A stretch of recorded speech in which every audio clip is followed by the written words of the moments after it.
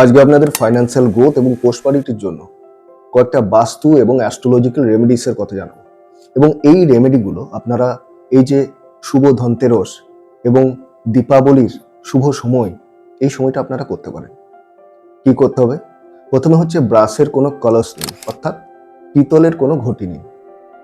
পিতলের ঘটি আপনারা পুজোর জন্য দেখেছেন, সবাই দেখেছেন। ওই পিতলের বা ব্রাসের তৈরি ঘটি নিয়ে কি করতে হবে? সেখানে কয়েকটা খুচরো পয়সা অর্থাৎ কয়েন্স, আপনার কয়েন কিছু রেখে দিন।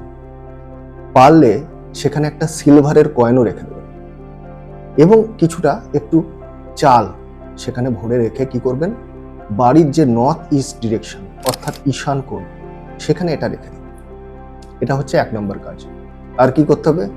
বাড়ির সাউথ ওয়েস্ট ডিরেকশনে একটা ব্রাশের তৈরি যে শঙ্খ অর্থাৎ পিতলের একটা শঙ্খ রেখে দেবেন। আর কি করবেন? বাড়ির যে সাউথ ইস্ট ডিরেকশন রয়েছে অর্থাৎ অগ্নিকোণ রয়েছে, দক্ষিণ পূর্ব দিকের যে অগ্নিকোণ রয়েছে সেখানে কি করতে হবে? কপারের তৈরি, তামার তৈরি লক্ষ্মী এবং গণেশের মূর্তি আপনারা কিন্তু রেখে দিন। দেখবেন দারুণভাবে ফাইন্যান্সিয়াল গ্রোথ বেড়ে গেছে, অর্থর আগমন বৃদ্ধি পাবে এবং ফাইন্যান্সিয়াল স্টেবিলিটিও দেবে এই রেমেডি করলে। ভালো থাকবেন।